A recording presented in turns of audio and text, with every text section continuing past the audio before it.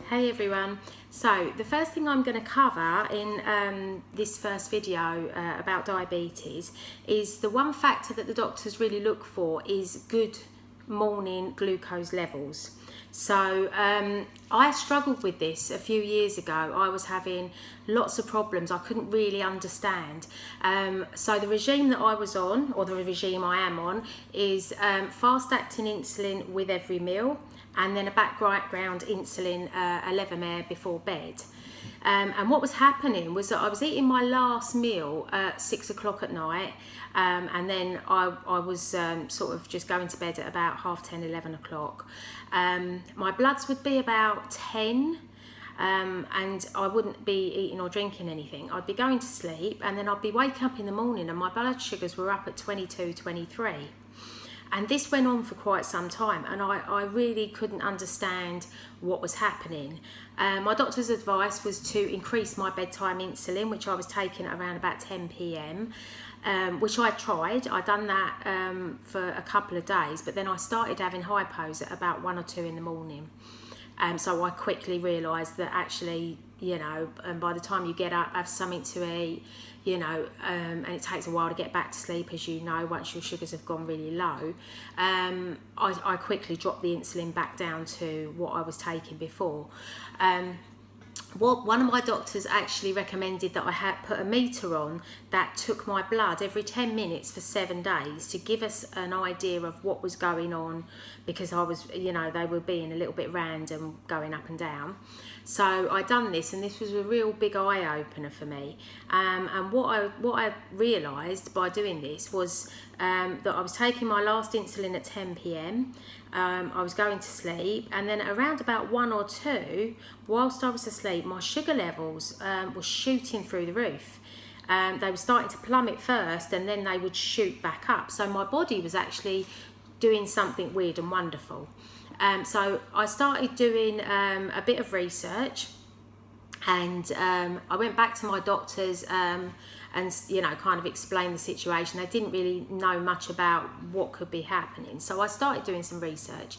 And in America, their research into diabetes is quite a lot further ahead than ours. And there's a condition called the dawn phenomenon, which is where people go to bed with normal sugar levels and they get up and their sugar levels are quite high. And through reading and research, I managed to find some information about the liver. Now, the liver becomes active at around about 1 or 2 in the morning, and the liver also holds a store of sugar. So in a normal person, it's the liver that will put sugar into your system to help to keep your blood sugar levels normal. As a diabetic, our livers don't always function that well, but mine was actually doing its job. As my sugar levels were coming down in the night, my liver was pushing them back up again. So what I decided to do was to actually try and eat at 10 o'clock at night when my sugar when I was taking my insulin. So I tried to do this. I was you know, just having some food, and then I found that my stomach was being a bit aggravated. I didn't feel that great going to bed on a full stomach. So I decided to use a protein shake. So I started to have a protein shake just before I had my insulin, and then I'd take the normal amount of insulin. And what happened then was my sugar levels, I'd go to bed with them at 10, and I'd get up in the morning and they'd be around about 11.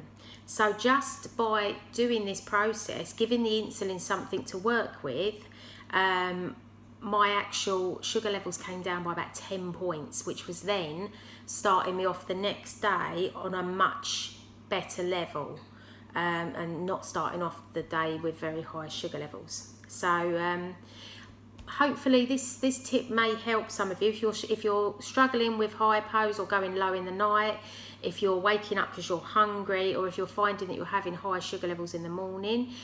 Just try this process. Just try to have like a protein shake before you go to bed. It's easy on the digestion. The protein will fill you up through the night and keep your sugar levels good. And you know, if you're lucky, then you'll get the same kind of results that I've had. So there's my first tip. Give it a go. Give us some feedback, you know, if you try this and it works for you. I just mixed my protein shakes with either soy milk or coconut milk. I don't use dairy because there is a lot of natural sugar in dairy, which I'm going to cover in one of the other videos. But give it a go and let us know how you get on.